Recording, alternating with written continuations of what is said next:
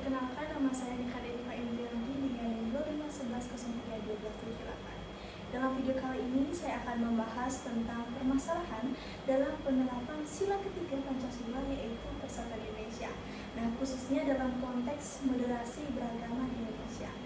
Nah, sebagai dasar negara, Pancasila ini memiliki peran yang sangat penting dalam mengatur kehidupan masyarakat Indonesia yang sangat beragam. Nah, mulai dari perbedaan suku, budaya, bahasa, hingga agama. Indonesia sendiri memiliki 6 agama yang diakui, yaitu Islam, Kristen, Katolik, Hindu, Buddha, dan Konghucu.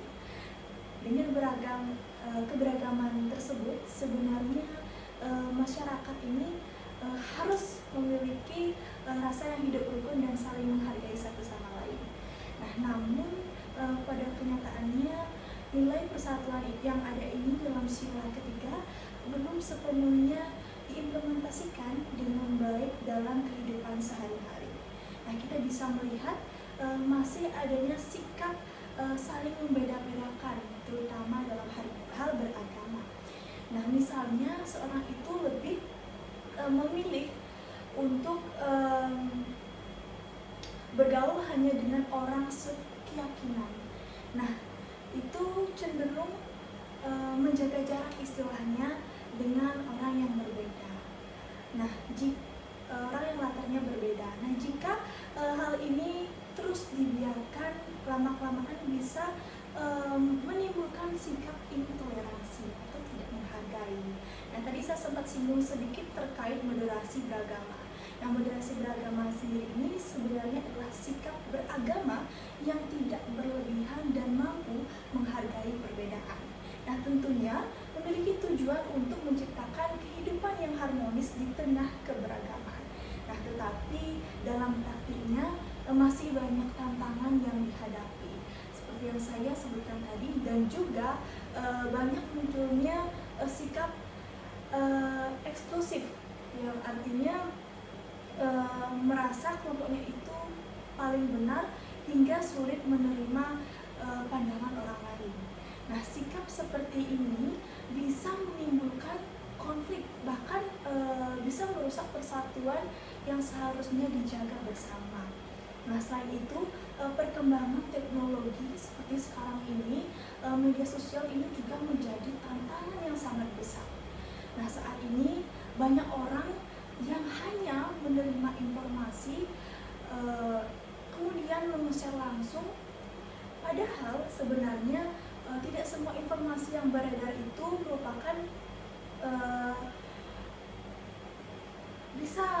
merupakan atau tidak semua informasi itu baik seperti itu. Nah, jadi perlunya kita menyaring sebelum sharing. Nah, jadi banyak sekali ya berita-berita yang kita lihat itu yang mengandung ujaran kebencian atau provokasi dalam kelompok tertentu. Nah, jika masyarakat ini tidak bijak dalam menyaring informasi, tentunya akan menimbulkan sikap intoleransi. Nah, terutama di kalangan generasi muda.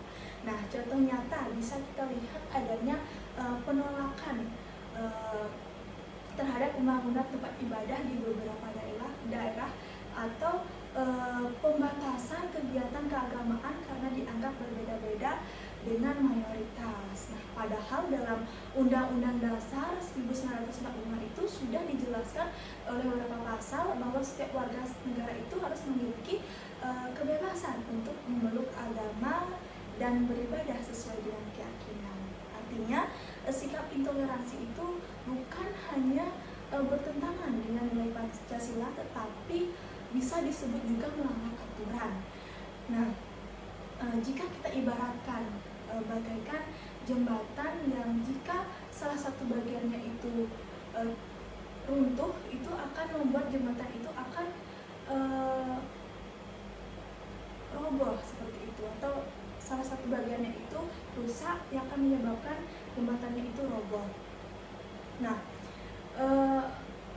jadi jembatan tersebut akan kuat ketika semua bagian itu saling menopang dengan baik, terus semua bagiannya itu mendukung. Namun jika ada satu rusak, seperti yang saya katakan tadi, itu kan bisa roboh.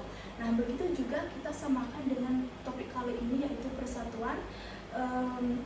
Di Indonesia ini tidak dilihat, masih belum bisa saling menghargai ya perbedaan, atau bisa disebut persatuannya itu melemah. Nah, dalam kehidupan sehari-hari ini kita bisa lakukan dari hal yang sederhana.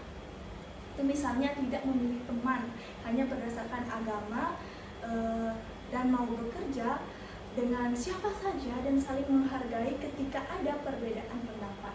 Nah, hal kecil ini memiliki dampak yang sangat besar jika dilakukan secara terus-menerus. Nah, peran pendidikan saat ini menjadi hal yang sangat penting dalam menanamkan nilai persatuan dan toleransi sejak dini. Guru tidak hanya mengajarkan teori tentang persatuan, tapi juga harus memberikan contoh nyata dalam kehidupan sehari-hari, sehingga langsung diimplementasikan ketika memberikan teori. Nah, selain itu, keluarga juga memiliki peran yang sangat penting dalam membentuk sikap anak terhadap perbedaan. Nah, jika ibaratnya apa yang kita tanam itu yang akan kita tuai. Jika sejak kecil sudah diajarkan untuk menghargai orang lain, maka sikap toleransi itu akan tumbuh dengan sendirinya secara alami. Nah, masyarakat juga perlu menciptakan lingkungan yang lebih terbuka dan inklusif, misalnya dengan kegiatan bersama-sama seperti gotong royong, kerja bakti, atau acara sosial yang bisa menjadi sarana untuk memperkuat persatuan. Itu misalnya seperti ada acara di acara pernikahan, kita saling membantu. Nah, dengan adanya interaksi yang positif itu akan dengan adanya sikap saling positif, saling memahami satu sama lain, itu akan mudah, persatuan itu akan terbentuk.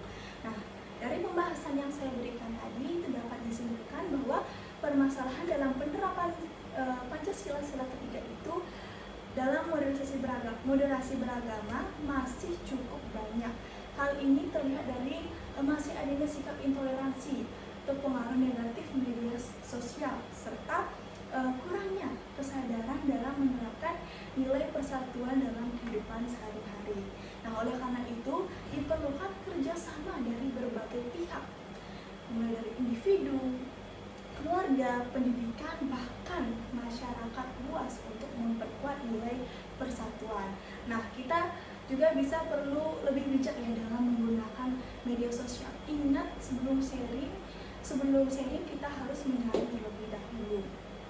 Nah, pada akhirnya peraturan itu tidak hanya sekedar slogan atau hanya menjadi teori yang diajarkan atau dihafalkan.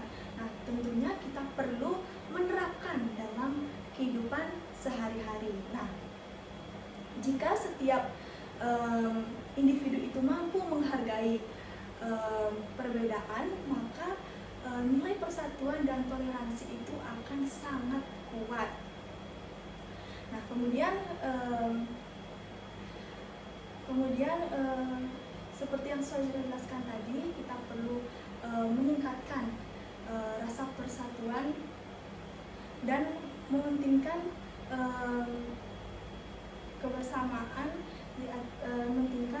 kebersamaan terlebih dahulu agar tercipta lingkungan yang nyaman dan tenang untuk kita beradaptasi seperti itu.